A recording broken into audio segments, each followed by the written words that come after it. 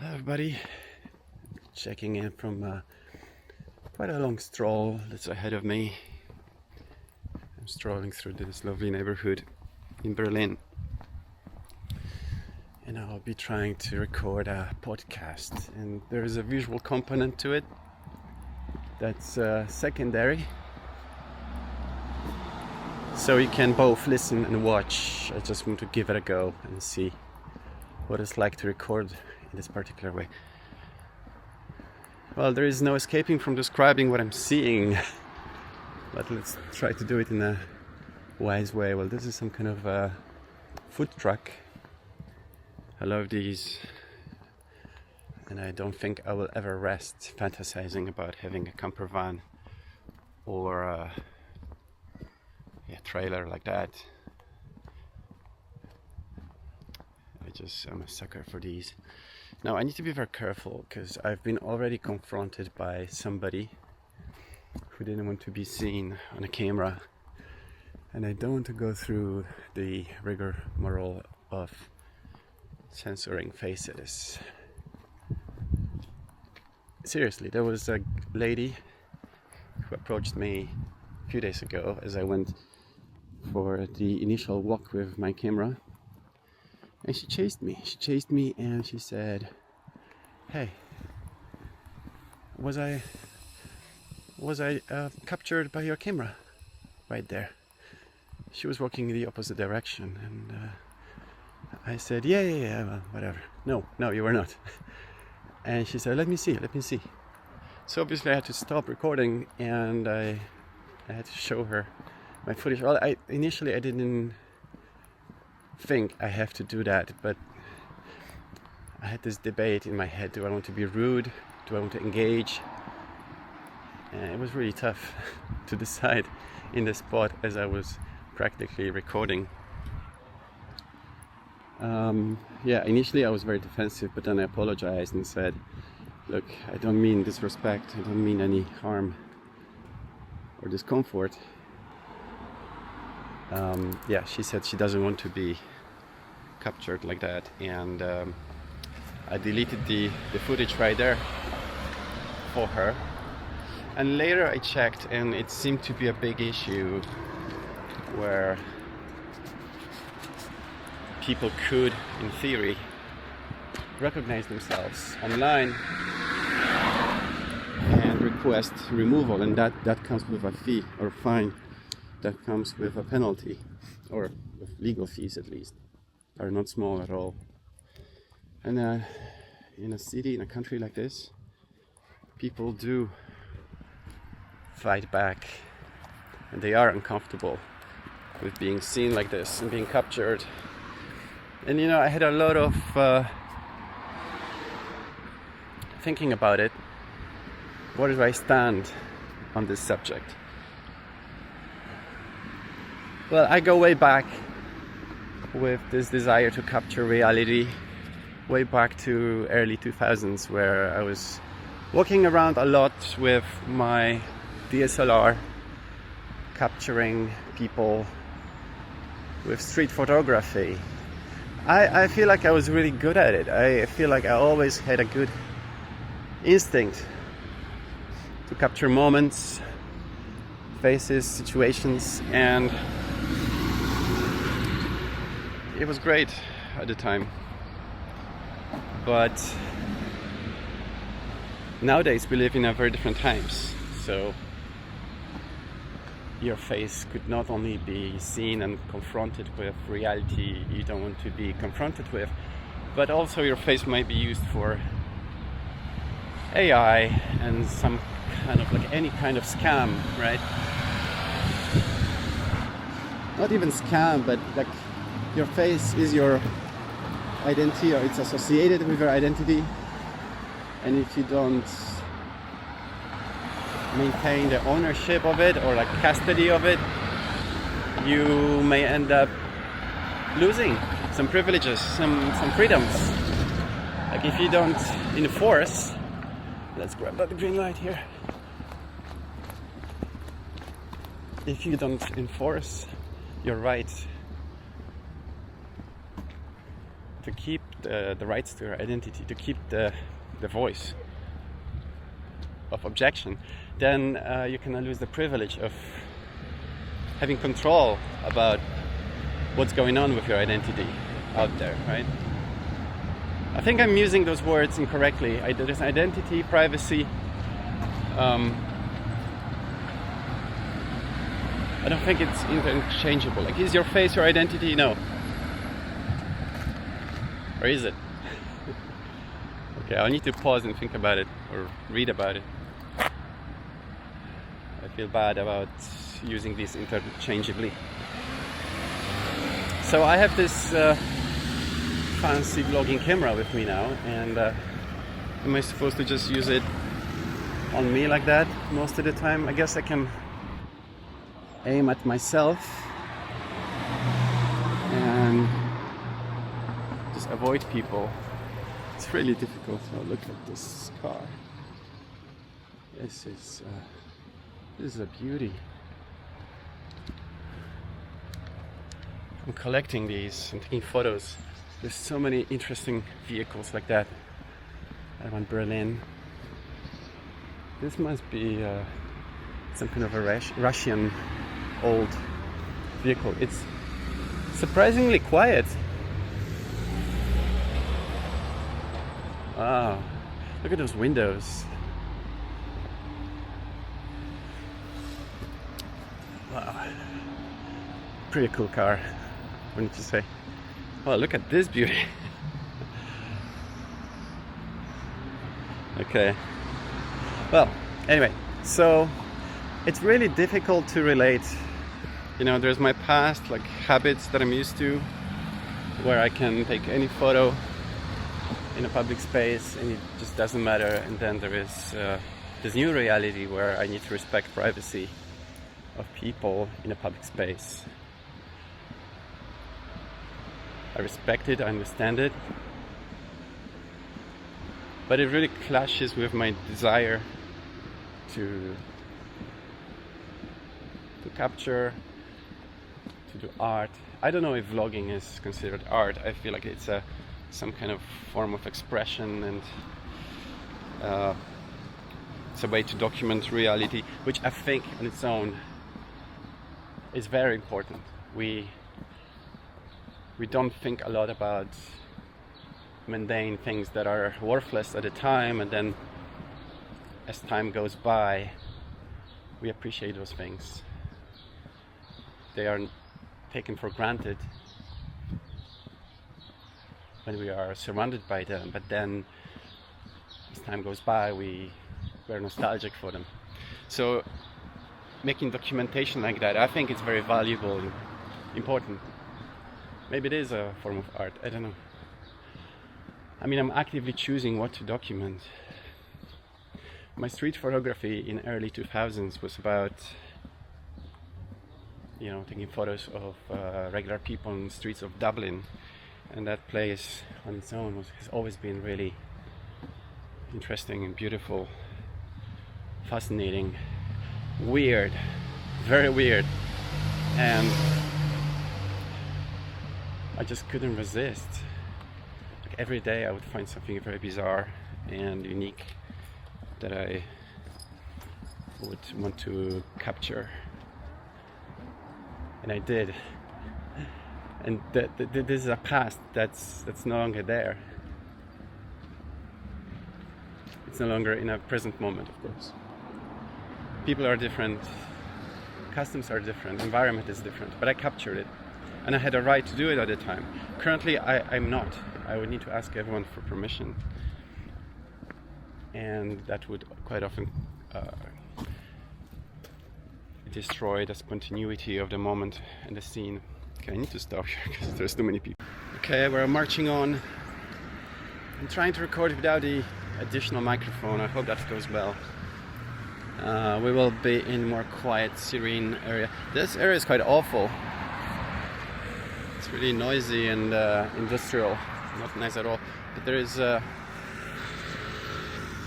also a quite depressing apartment cluster, high-risers, you know. And while it's quite depressing, it's also quite green and serene at the same time. There you go. You see these? Over there. Yeah, very iconic to Berlin's past, I would say.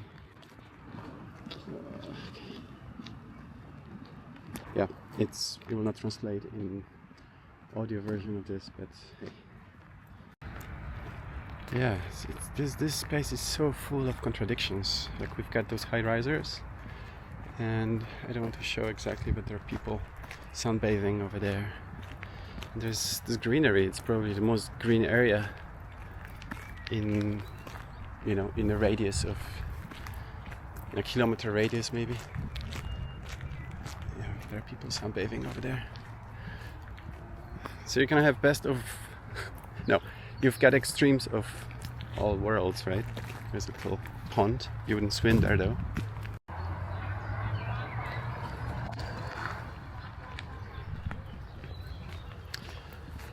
So I feel like I lost the train of thought, but I was trying to talk about the privacy, the right to privacy, and the privilege of being not captured by some maniac who tries to create content for some odd reason.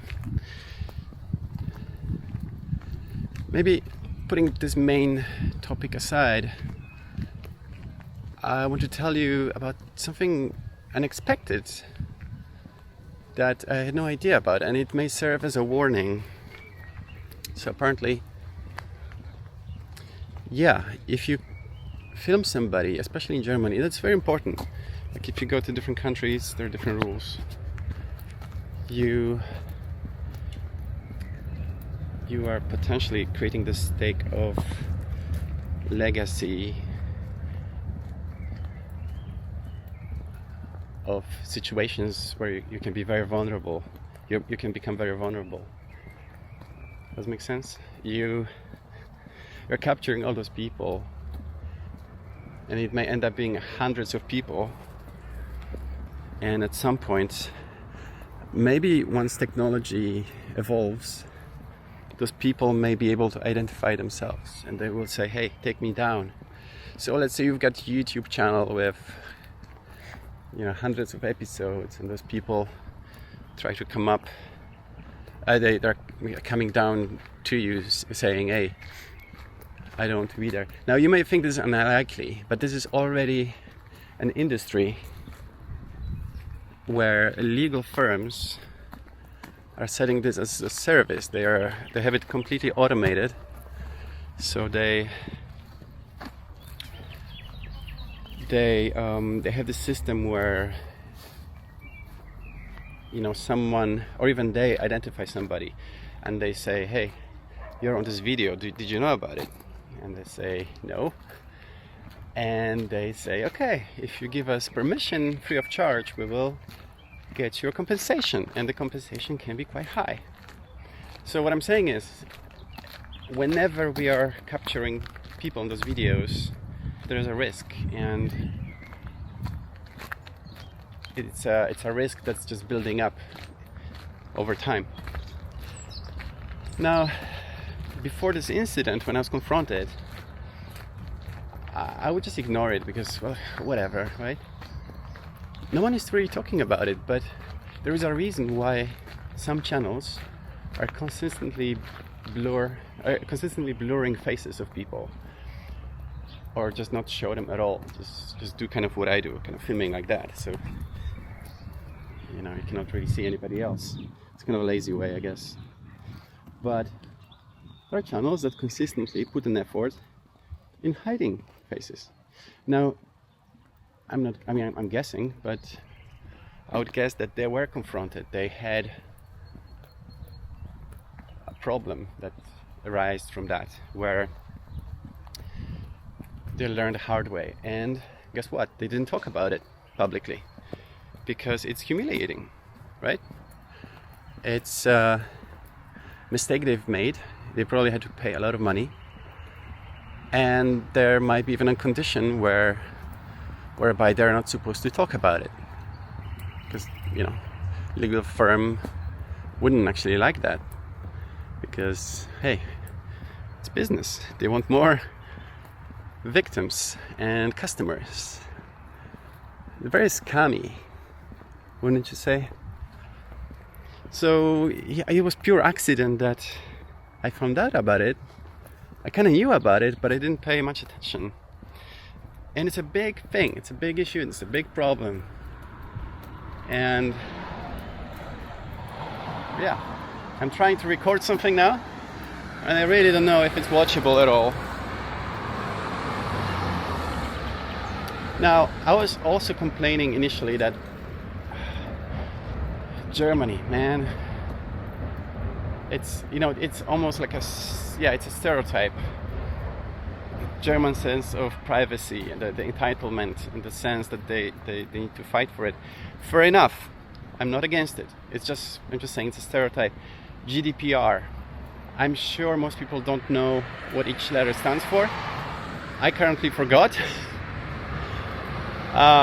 But it's like a umbrella term for anything that concerns privacy. Like, you're not supposed to be captured. No one is supposed to have your data.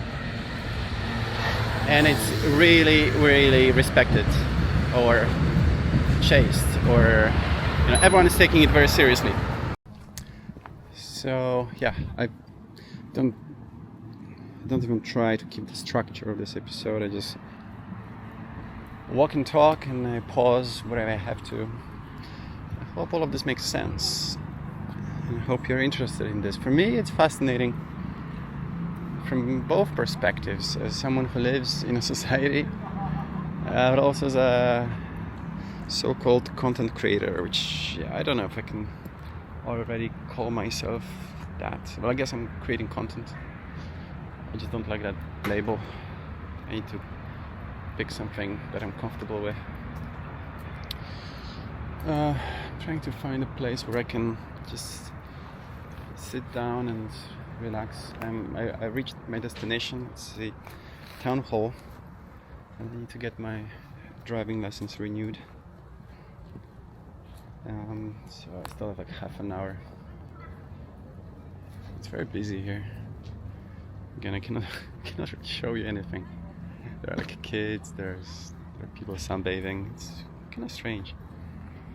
So yeah, Germany might be very restrictive with those things, but apparently it's actually not as bad as it is in France. Apparently, because I get this information from AI, but I don't really know. I didn't verify it, but apparently France is a lot more litigious about those things. So if you're filming in public in France, you should be very careful. I want to show you this. It's a really cool cinema. It's called, I think, International Cinema or something like that. Kino International. Yes. Interior is so beautiful. I've seen a movie there once and never got back, but I always wanted to see more of movies over there. This is a very interesting area. It's really like post-Soviet influence, and that's right there in the distance. It's Alexanderplatz and the TV tower. Very much under construction. And that's the town hall. And for those who listen, you don't really know what I'm talking about. But yeah, we are in a city center in Berlin, of course. So just to summarize, I would like to say it is difficult to live with those new regulations and with this new reality where we always need to be careful how we comply with the world that's really careful. And I'm not complaining, because I do understand this. Like when I'm walking around and I see people either vlogging or taking photos even. I like to cover I like to look away, because it, when they do take a photo of me, I'm landing in their photo library for kind of ever, right? And I don't know how I feel about that when I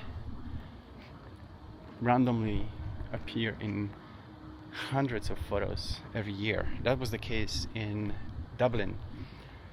I would be in the proximity of tourists all the time, and I would end up being in potentially hundreds of photos. That was given. And at that time, I thought, well, I just don't want to be in those Google Photos, Apple Photos libraries, which we know then they do identify faces for your own convenience. So I get it. But we ourselves, we created a world where we need to be aware of those things, and that's just strange.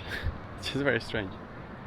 It kind of sends me into this weird feedback loop where I'm thinking we live in a society that just the rules crash with our own desires.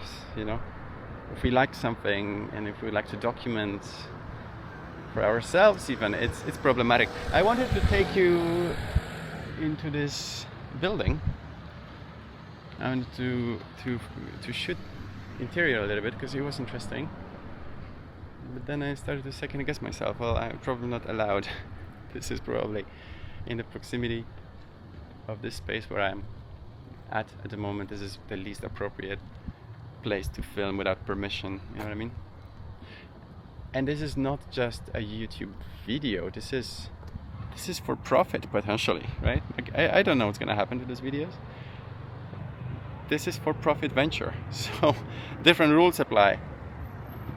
But yeah, I would like to finish off with something that I started to work on as a way to manage need to explore the world and to document and to be in like unrestricted space. Well, at the time, this is kind of what my mind was at. I'm working on this virtual, digital, realistic environment. Like, think GTA 6 without violence. It's a space, it's a city where you can walk around and interact with environment and artificial society. So I'm working on that right now, and work on it goes very well. I'm doing amazing progress now with AI. I can do things I was never able to before, and I have a podcast about it. It's called Unreal Engine Diaries, and you're welcome to check it out if you're into programming or you're into 3D. Hey, look at this. This is also like very iconic for Berlin. There's a bin and lots of wine glasses. Well, it's kind of surprising that it's all wine, but it's kind of iconic. A lot of jars, which would be German, I think, right? Lots of pickles. Show this again. Okay, I'm digressing, obviously, not the first time. Yeah, so I'm working on this project, and I love it because it just sucks me in as a kind of hobby activity that I feel like I'm constantly exploring and learning so much along the way. I want to show this to the world. I think it's gonna be released at some point in some way. And yeah, I don't know if you're the audience for it, but if you are, just follow the link, follow the name. I'll be probably talking more about it in the coming days. Anyway, I'm digressing from digression, so that'll be it. Thank you so much for listening.